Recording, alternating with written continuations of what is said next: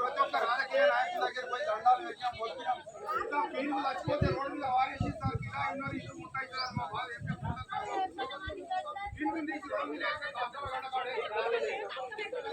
చెప్పండి సార్, మా బాధ అని చెప్పినామని చెప్పండి సార్. అట్లా సార్ అది మేము కిరాయిలు కట్టుకుంటాం రాదు, చెప్పకపోతే మేము ఇంత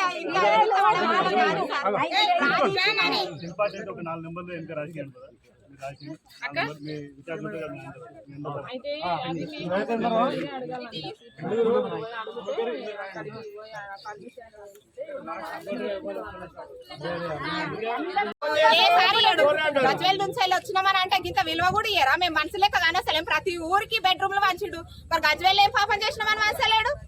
ఎంతగానో ధర్నాలు చేస్తాము, ఎంతగానో తిరుగుతాము, చెప్పులు అరిగిపోతున్నాయి ఆఫీస్ లో చుట్టూ తిరిగి కలెక్టర్ ఆఫీస్ పోతిమి, గజ్వేలే వేస్తిమి, సిద్దిపేట రమ్మంటే ఆడిపోతిమి, ఎంతగానమని ఇన్నిసార్లు తిరిగినా కూడా ఇంత కనకర గేట్ కాడ వచ్చి నిలబడి గంట 2 గంటలు అవుతుంది.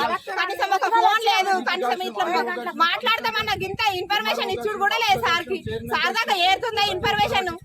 ఇప్పుడు ఎలక్షన్లు ఉంటేనేమో మమ్మల్ని నిలగొడుతున్నారు, ఎలక్షన్లు ఉన్నాయి, ఎలక్షన్ కోడ్ ఉంది, ఇంతమంది ఉండొద్దు, అది ఇదని నిలగొట్టేస్తున్నావు.